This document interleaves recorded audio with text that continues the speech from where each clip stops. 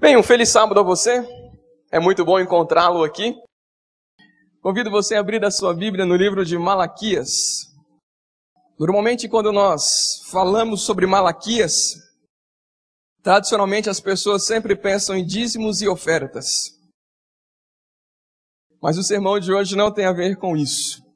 O sermão de hoje será uma análise do livro de Malaquias. Nós vamos analisar todo o livro desde o capítulo 1, o profeta e a sua mensagem.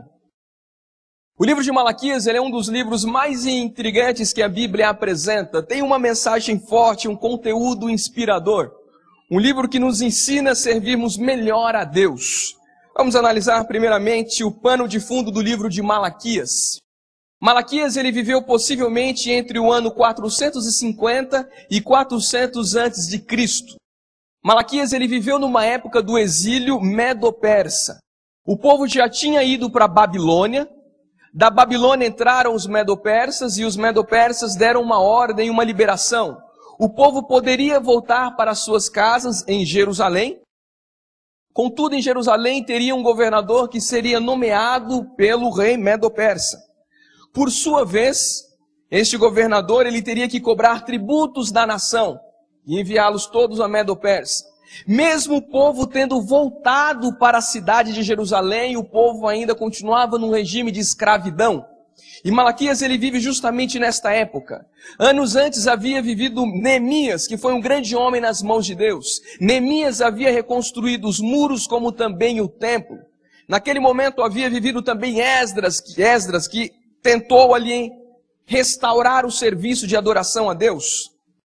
O nome de Malaquias significa mensageiro do Senhor. Algumas Bíblias traduzem como sendo o meu mensageiro. No nome de Malaquias, ele tinha ali uma missão, ser o porta-voz, o mensageiro de Deus. A grande mensagem de que ele deveria dar àquela nação era uma mensagem relacionada à fidelidade. A última mensagem que Deus deu ao seu povo foi de fidelidade. Porque depois de Malaquias, houve um silêncio profético de mais ou menos 400 anos. Malaquias ele foi o último profeta do Antigo Testamento. E o ofício profético você vai ver agora apenas no Novo Testamento, no ministério de João Batista. O povo iria ficar pelo menos 400 anos sem ter alguém que tivesse sendo liderado por Deus num sistema profético, ouvindo a voz de Deus e transmitindo ao povo.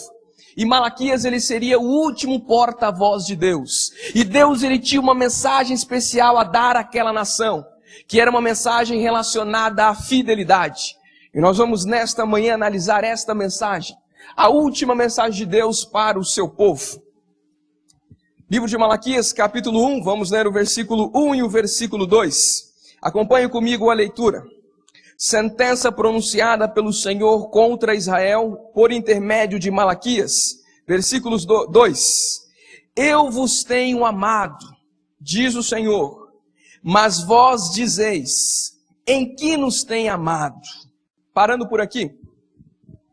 Deus ele disse para a nação, eu tenho amado vocês.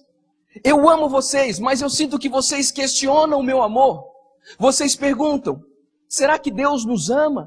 Nós não nos sentimos amados por Deus. A grande temática do livro de Malaquias é para responder esta pergunta.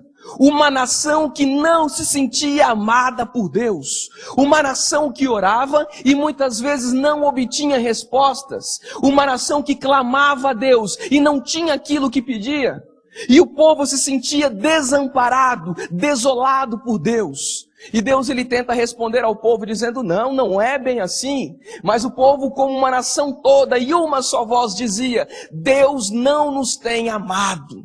Porque se Deus nos amasse, Deus atenderia as nossas preces. Deus iria realizar aquilo que tanto queremos. Alguma vez você já se sentiu como se Deus não te amasse? Alguma vez você já se sentiu como se Deus se tivesse esquecido de você? Como se Deus atendesse às preces de todo mundo, a oração de todos que estão ao seu redor, menos a sua? É ruim quando você clama a Deus e parece de que Deus não está ao seu lado. É ruim quando você pede para que Deus te ajude a conseguir um emprego e você não consegue. É ruim quando você pede para conseguir passar na faculdade que você tanto sonhou e você não consegue. É ruim quando você pede para Deus abençoar a sua família e parece que Deus não está abençoando. É ruim quando você clama a Deus pedindo para que Ele execute um milagre na sua vida, uma cura física, e isso não acontece. O que fazer quando nós não nos sentimos amados por Deus? Aquela nação não sentia o amor de Deus. Aquela nação se sentia desamparada por Deus. E continuando a leitura, o povo chega ao momento de dizer o seguinte: olha, Jacó, a Bíblia diz, o Senhor diz que o Senhor escolheu Jacó e todavia rejeitou a Esaú. Mas a grande verdade, de acordo com o povo, é que Deus escolheu Esaú e rejeitou a Jacó, porque nós não sentimos o amor de Deus em nossa vida. Nós não sentimos a proteção de Deus em nossa vida. Se Deus ele fosse um Deus poderoso, se Deus ele fosse um Deus que realmente se importa conosco, nós não viveríamos esta vida de opressão. Este era o pensamento do povo. Os nossos pais pecaram, erraram, e agora nós colhemos as consequências. Estamos sobre este domínio medo-persa. Ninguém merece isso. Deus não nos ama, porque se Ele nos amasse, a nossa vida seria diferente. Nós teríamos tudo aquilo que nós desejamos. Esta era a dúvida do povo. E Deus então ele tenta responder a este clamor, a esta dúvida de que a nação tinha, dizendo que eles não se sentiam amados por Deus. No versículo 6, Deus ele apresenta uma resposta. O filho honra o pai e o servo ao seu senhor. Se eu sou o pai, onde está a minha honra? E se eu sou o Senhor, onde está o respeito para comigo, diz o Senhor dos Exércitos, a vós outros, ó sacerdotes que desprezais o meu nome, e vós ainda dizeis, em que desprezamos nós o teu nome? Agora Deus ele muda um pouco a temática. O povo estava dizendo, nós não nos sentimos amados por Deus. Deus entra em ação e diz, que interessante, vocês não se sentem amados por mim? Pois é, não sentimos. Eu também não me sinto amado por vocês. Eu não me sinto respeitado por vocês. Eu não me sinto honrado por vocês. Eu não sinto que vocês se interessam de fato pela minha vida. O povo estava questionando a Deus, dizendo de que Deus não os amava. Deus ele muda a história e diz, que interessante, eu também não me sinto amado por vocês. O povo estava questionando a fidelidade de Deus. E Deus ele diz, vocês também não são fiéis para comigo. Vocês querem bênçãos, vocês querem receber coisas, mas vocês não estão interessados em ter uma vida como a minha. Vocês querem me ver apenas como um ser doador de coisas, mas não como um doador de vida, um transformador de histórias e de vida de pessoas. O povo então começa a questionar a Deus, e Deus ele continua a sua resposta, dizendo por que não se sentia amado pela nação. Versículo 7.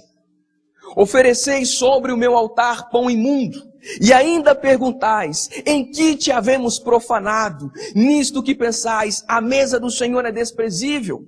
O povo vivia desobedecendo a Deus. O povo vivia fazendo aquilo que Deus não queria. E o povo ainda se achava no direito de clamar algumas bênçãos a Deus. O povo se sentia no direito de exigir que Deus fizesse aquilo que eles queriam. O povo não tinha nenhum direito de fazer nenhum pedido a Deus, porque o povo estava exigindo fidelidade, mas a grande verdade é que o povo não estava sendo fiel a Deus. No versículo 8 ele diz, quando trazeis um animal cego para sacrificardes, não é isso mal? E quando trazeis o coxo ou o enfermo, não é isso mal? Ora, apresenta ao teu governador, acaso terá ele agrado em ti e te será favorável? Diz o Senhor dos Exércitos. Deus ele apresenta o seguinte, vocês quando vêm em minha casa me adorar, vocês não estão preocupados com uma adoração, vocês estão preocupados com ritos, em cerimonialismos, menos em ter uma vida semelhante à minha, menos ser como eu sou. Deus ele diz, quando vocês vão se ofertar a mim algo, vocês ofertam aquilo que vocês têm de pior. E neste momento Deus ele abre o seu clamor, e eu costumo chamar de que o livro de Malaquias, o capítulo 1 e 2, é o momento do desabafo de Deus. Você vê Deus desabafando, pelo menos eu vejo isso no livro de Malaquias, Isaías capítulo 1 e no livro de Amós capítulo 4 e 5, onde Deus ele coloca para fora tudo aquilo que está sentindo. E Deus ele diz assim para a nação, que interessante, quando vocês vão presentear alguém, quando vocês vão presentear um governador, vocês dão sempre do bom e do melhor. Contudo, quando vocês veem a minha presença, vocês não se preocupam em me ofertar conforme a minha vontade. O povo pensava o seguinte, eles tinham que ofertar a Deus. E eles tinham que ofertar a Deus sempre um carneiro, uma ovelha. E o povo então ia lá no pasto e procurava ali entre o rebanho e falava, puxa, esta ovelha é muito bonita, eu não posso oferecê-la a Deus porque ela vale muito. Não posso fazer isto. Então ele olhava uma ovelha que estava ali mancando, caindo, morrendo, doente. E dizia, bem, esta eu vou ofertar a Deus. Porque essa daqui não vai me servir para nada, mas vai servir para Deus. Afinal de contas, chegando lá, Deus ele pediu para que matasse a ovelha. Por que então que eu vou colocar uma ovelha boa e bonita? E o povo então levava aquilo que tinha de pior. Agora, para presentear as pessoas, sempre eles davam o que era melhor. Mas quando era para Deus, eles davam aquilo que era o pior. E Deus ele disse, vocês ainda questionam se eu amo vocês. Vocês ainda questionam a minha fidelidade, quando na verdade vocês não fazem por onde merecer. É interessante, meus queridos, que ao ver a experiência de Israel, eu vejo a minha vida, eu vejo a nossa vida. Muitas vezes nós nos preocupamos em fazer as pessoas felizes e nos esquecemos de fazer o nosso Deus feliz. Às vezes nós nos preocupamos em não decepcionarmos os nossos amigos, os nossos chefes, a nossa esposa, o nosso esposo ou os nossos filhos. E não nos preocupamos se vamos decepcionar o Senhor. É mais ou menos assim, o seu chefe pede para você fazer um trabalho no sábado. Você diz, bem, mas é o meu chefe, é meu amigo, eu não quero decepcioná-lo, eu quero ajudá-lo. Ele confia em mim, ele é meu amigo, eu não vou decepcioná-lo. Só que você prefere colocar as pessoas acima do seu relacionamento com Deus. Você acaba decepcionando a Deus e não decepcionando as pessoas. E neste momento você mostra quem é o mais importante na sua vida. Às vezes nós nos preocupamos muito mais com pessoas do que com Deus. Muitas vezes nossos amigos nos convidam para ir numa festa, e você sabe que esta festa não tem aquilo que um cristão deve ouvir, não é um ambiente propício a nós, bem, mas se eu não for, eu vou estar sendo ignorante, eu vou estar sendo mal educado, porque ele é o meu amigo, eu quero ajudá-lo, eu quero fazer com que ele se sinta bem, e alguns ainda dizem, bem, eu vou testemunhar quando chegar na festa. Eu já ouvi muito disso. Já ouvi um jovem dizendo que ia na balada testemunhar. Meu pai do céu, tomara que a moda não pegue. Tomara. Muitas pessoas pensam em não decepcionar pessoas, mas elas se esquecem de que a maior pessoa que ela não pode decepcionar é Cristo Jesus. É Deus o doador da vida. E Deus, ele se sentia atraído por aquela nação. Uma nação que pensava mais em pessoas e não pensava em sua relação com o próprio Deus. E Deus, ele continua, digamos assim, o seu desabafo. Ele continua dizendo isto à nação, versículo 9. Agora, pois, suplicai o favor de Deus, que nos conceda a sua graça, mas com tais ofertas nas vossas mãos, aceitará ele a vossa pessoa, diz o Senhor dos Exércitos. O Senhor disse, eu não posso aceitar as vossas ofertas, porque vocês querem me dar coisas, querem até me dar dinheiro, mas vocês não querem me dar o seu coração, não querem me dar a sua vida. Para Deus o mais importante não é quanto ofertamos ou quanto dizimamos. Para Deus o mais importante é se nós estamos ofertando a Ele o nosso coração, a nossa vida, o nosso ser. Versículo 10. Deus, ele diz, tomara houvesse entre vós quem feche as portas do céu, para que não acendesses debalde o fogo do meu altar. Eu não tenho prazer em vós, diz o Senhor dos Exércitos, nem aceitarei das vossas mãos esta oferta. Deus agora ele chega ao ponto de dizer, eu não tenho prazer naquilo que vocês estão fazendo. Eu não tenho prazer na vida de vocês. Vocês gostam de cobrar, vocês gostam de discutir, vocês gostam de querer brigar comigo, porque algumas orações estão sendo atendidas. Mas a grande verdade é que vocês não vivem uma vida justa diante de mim. Amigos, a grande pergunta que eu quero fazer é, nós seres humanos temos a autoridade de discutirmos com Deus e brigarmos com Deus? Se formos ao livro de Romanos, nós já voltaremos ao livro de Malaquias, Romanos capítulo 9. Deixe o seu dedinho no livro de Malaquias e vamos ao livro de Romanos. E aqui você vê algo interessante. Capítulo 9 do livro de Romanos, eu vou ler o versículo 20. Capítulo 9 de Romanos, versículo 20. 20 e 21. Diz assim minha Bíblia, Romanos 9, 20 e 21. Quem és tu, ó homem, para discutires com Deus? Porventura pode o objeto perguntar a quem o fez, por que me fizeste assim? Ou não tem um oleiro direito sobre a massa, para do mesmo barro fazer um vaso para a honra e outro para a desonra? Aqui entra uma grande questão. Será que eu, ser humano, tenho o direito de discutir com Deus? Amigos, Deus, Ele é o nosso soberano. Deus, Ele é o nosso amigo, fora de cogitação Ele é. Mas quando vou à presença de Deus, eu tenho que entender de que o nosso Deus, Ele é o Senhor, o Criador do universo. E nós não temos o direito de questionarmos aquilo que Deus faz ou aquilo que Deus não faz. E eu vou um pouco mais além. Deus não é obrigado a nos dar satisfação, porque algumas coisas Ele faz e outras não faz. Há muita gente que quer satisfação. Há muita gente que quer respostas. Mas Deus não é obrigado a nos dar respostas. Nós somos como um vaso. E aquele que faz o vaso, Ele é o dono do vaso. Deus é soberano. É interessante que um grande teólogo católico, Santo Agostinho, ele apresenta em um dos seus livros a soberania de Deus. E dentro deste livro que ele trata sobre a soberania de Deus, ele apresenta justamente a temática de Romanos capítulo 9. E ele apresenta isso de que nós não temos o direito de questionarmos a Deus. Há muitas pessoas que chegam ao ponto e dizem, bem, eu vou discutir com Deus, eu vou brigar com Deus. E outras chegam ao ponto de se decepcionar com Deus que saem da igreja. Saí da igreja porque estou decepcionado com Ele. Deus, Ele permitiu que algo acontecesse e não me deu satisfação ou não me disse nada. Amigos, é por isso que a única adoração que Deus aceita é uma adoração que vem pela fé.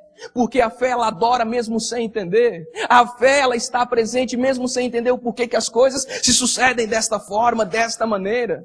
Deus, Ele procura adoradores que não questionem, mas adoradores que queiram viver de acordo com a sua vontade.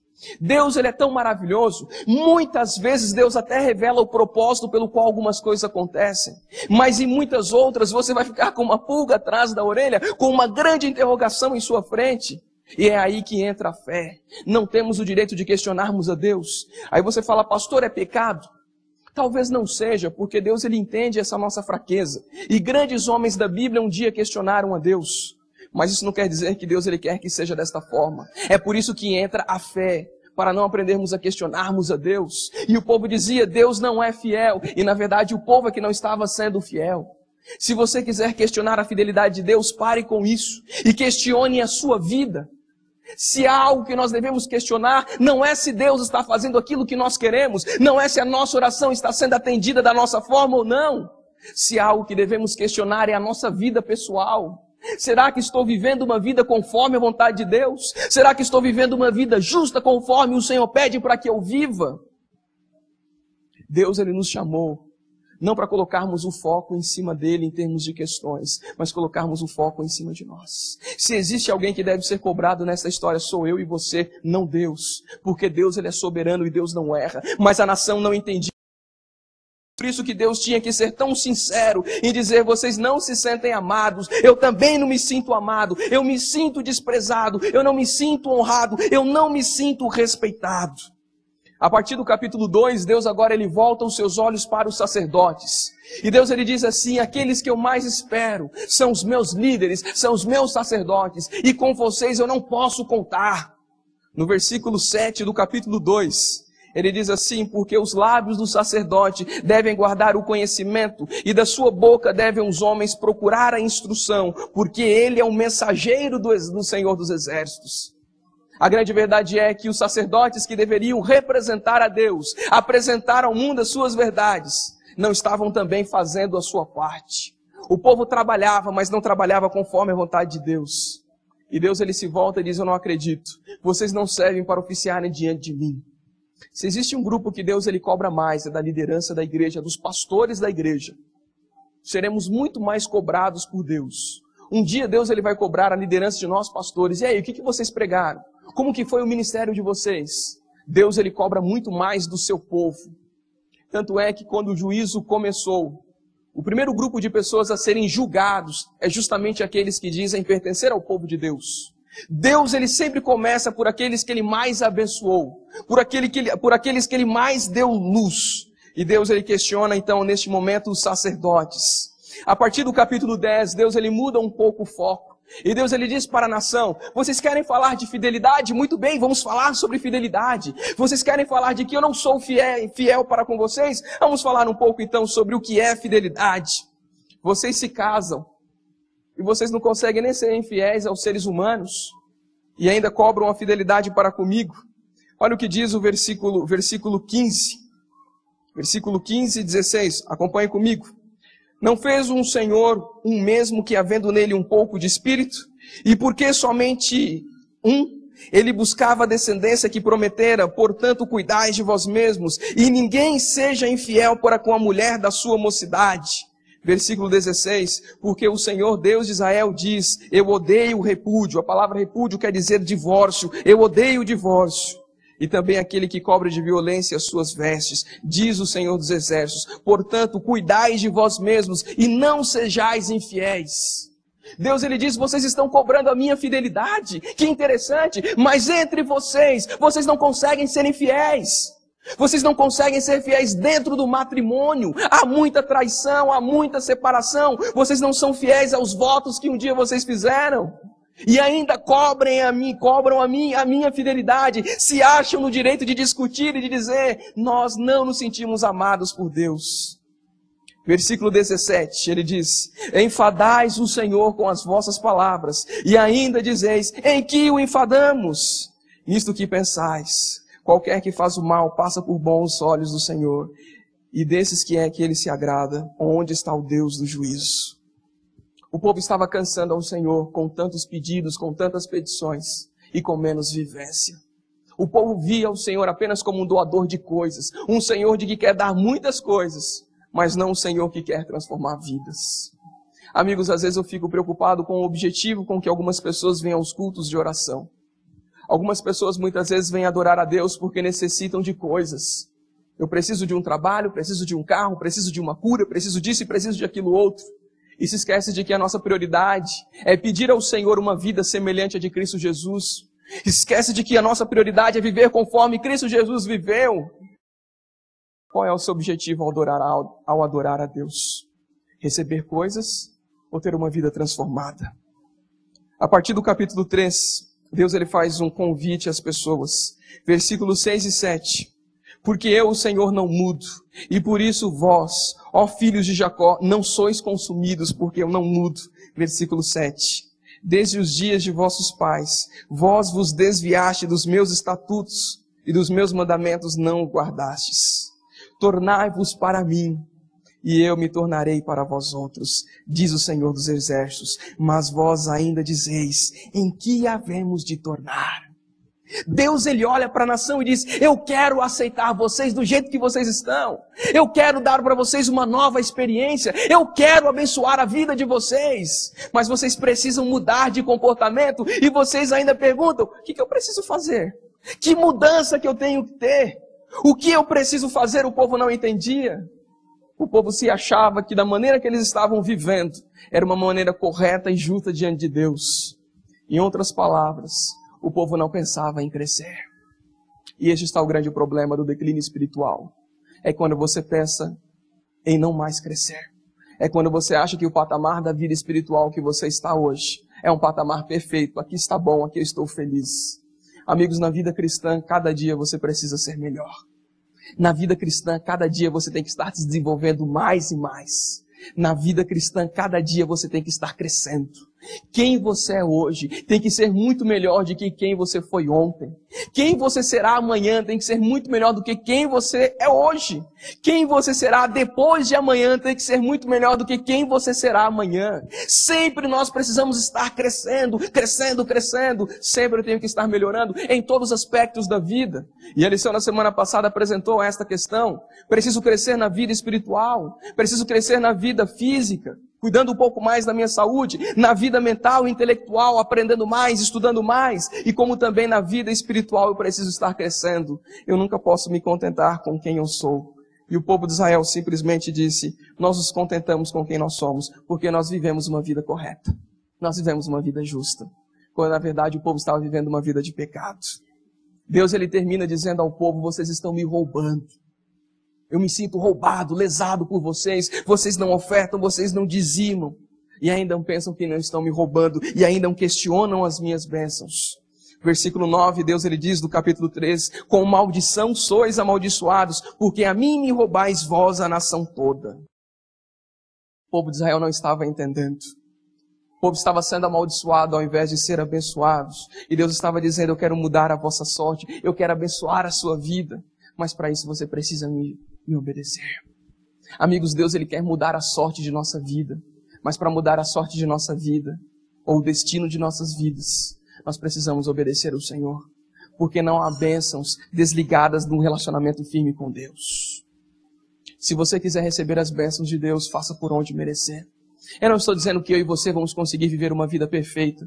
E Deus sabe que nós não vamos conseguir viver essa vida perfeita. Mas o que Deus ele espera de nós é que nós demos a Ele o nosso melhor. O que Deus ele espera de nossa vida é que nós nos esforcemos cada dia mais. O povo chegou a um ponto que no versículo 14 o povo diz, sabe de uma coisa? Deus não nos abençoa. Esta era a questão do povo desde o início, versículo 14. E eles diziam, inútil nos é servir a Deus. Que nos aproveitou termos cuidado em guardar os seus preceitos e andar de luto diante do Senhor dos Exércitos. A nação ainda questionava e dizia, é inútil servir a Deus, porque Deus não atende às nossas preces. Você já entendeu a mensagem?